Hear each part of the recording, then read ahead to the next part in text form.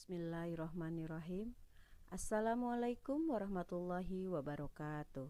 Sampurasun. Patepang deui sareng Ibu Ida dina pangajaran basa Sunda kelas 3 ngeunaan kadaharan atanapi tuangan khas daerah nu aya dina pangajaran 4. Tujuan pembelajaran nu bade dicapai nyaeta hiji. Murangkali tiasa nyebatkeun contoh-contoh kadaharan atanapi tuangan khas daerah nu aya di Jawa Barat. 2.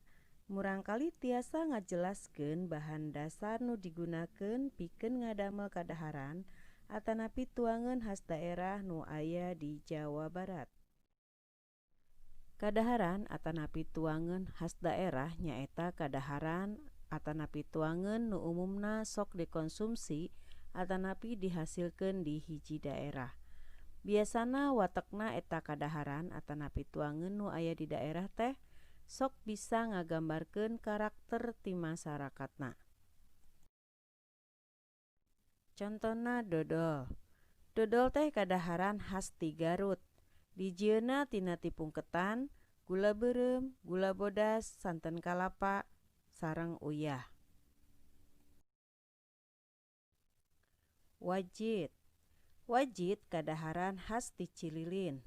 Dijieunna tina beas ketan, gula beureum, gula bodas, santen kalapa, sareng uyah.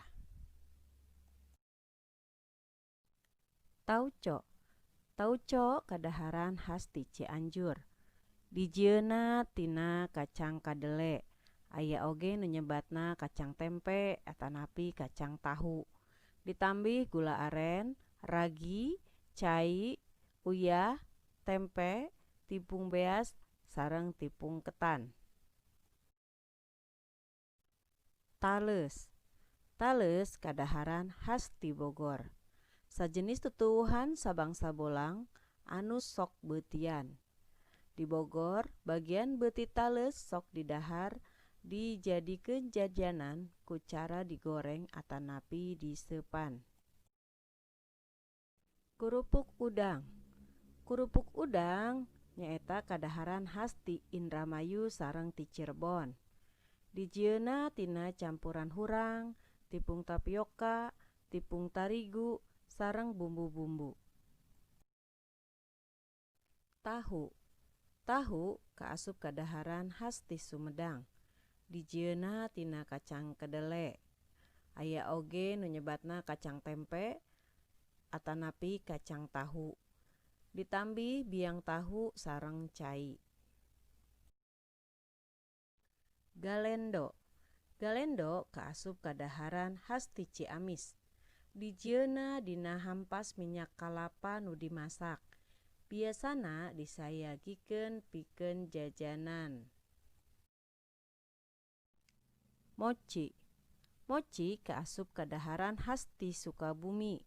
Dijieunna tina tepung ketan, tepung beas, kacang taneuh, gula pasir, tepung maizena, sareng cai. Ganas. Ganas kaasup kadaharan khas ti Subang. Jenis ganas nu dibudidayakeun di daerah Subang nyaeta jenis ganas madu nu daun jeung mahkotana halus, teu seueur cucukna, malahan teu cucukan. Buahna ageung sareng mata buahna katingali datar. Hui. Hui kaasup kadaharan khas Cilembu.